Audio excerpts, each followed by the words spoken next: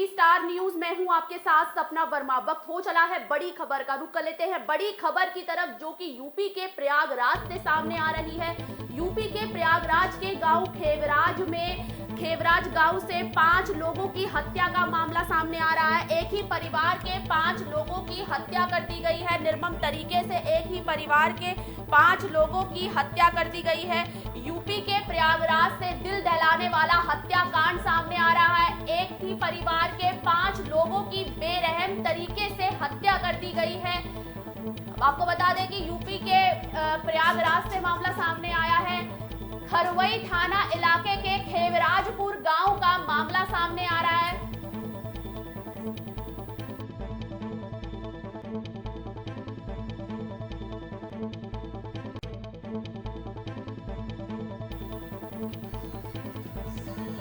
खरवई के मामला सामने आ रहा है।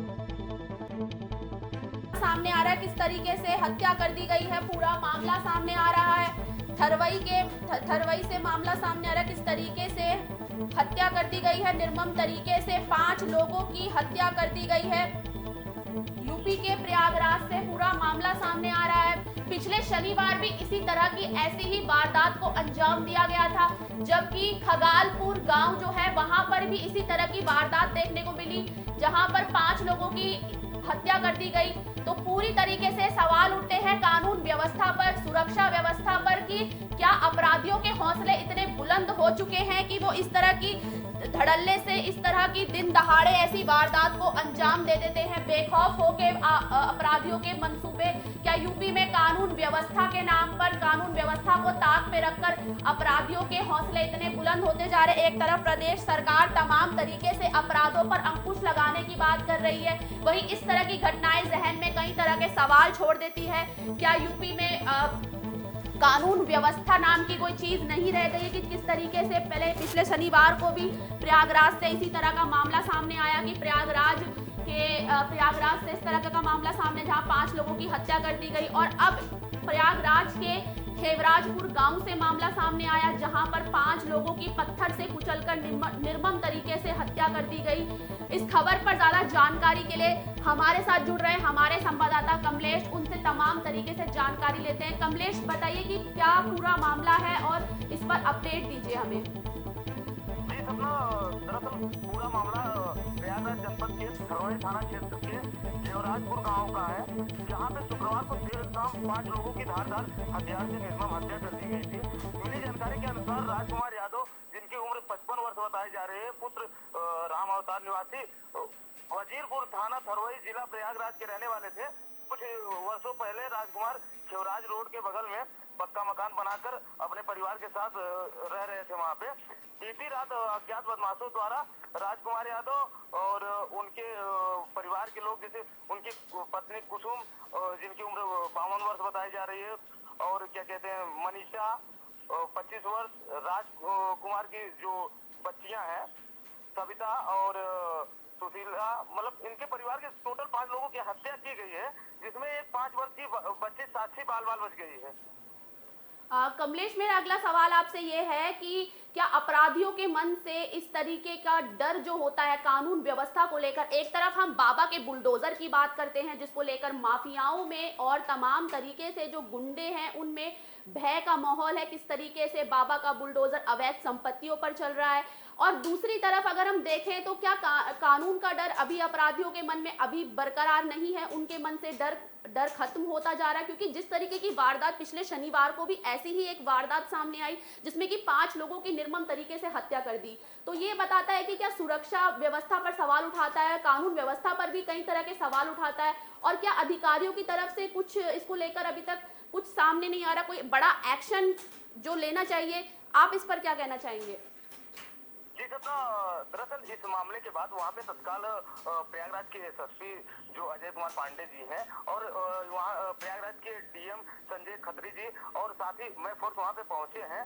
बाकी अगर बात करें कानून व्यवस्था की, तो प्रयागराज गंगा पार इलाके में बीते 1 हफ्तों के अंदर कुल 13 हत्या के मामले प्रकाश में आए हैं, जिनमें आपके नवाबगंज थाने में 5 हत्याएं हुई थी, 2 सुराहों में हुई थी और ये 5 हुई है। और कल शाम को ही एक हंडिया थाना क्षेत्र के धौरहरा गांव में भी हत्या का मामला प्रकाश में आया है। अगर बात की जाए कानून व्यवस्था की तो एक प्रकार से जहां पर प्रदेश सरकार अपराधियों और अपराध पे पूरी तरीके से अंकुश लगा रही, वहां पे प्रयागराज प्रशासन कानून व्यवस्था बनाए रखने में काफी फेल नजर आ रही है।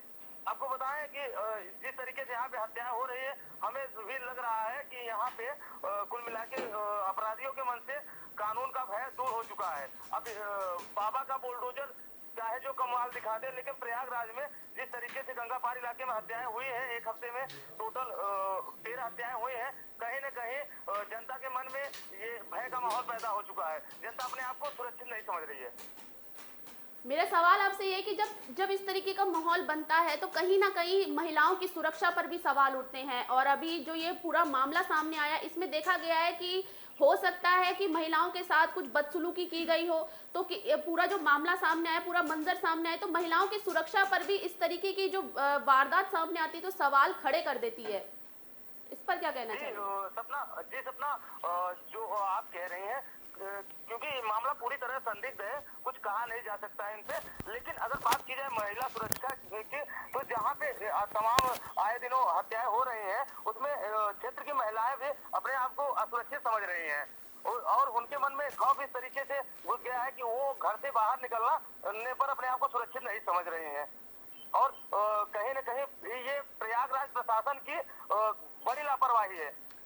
अब इस मामले को लेकर जो है राजनीति भी परवान चढ़ती जा रही है। राजनीति पार्टियां भी अपने अपने स्तर पर इसको लेकर प्रतिक्रिया जाहिर कर रही है। मायावती का ट्वीट आपने देखा होगा, अखिलेश का ट्वीट या आपने देखा होगा, दोनों ने ही किस तरीके से योगी सरकार को आड़े हाथों लिया है। तो अब इस पर राजनीति लगातार तेजी से चल रही है, लेकिन इसको लेकर अभी तक प्रदेश सरकार की यानी कि योगी सरकार की ओर से अभी तक कोई प्रतिक्रिया नहीं आई है। इस पर आप क्या कहना चाहेंगे?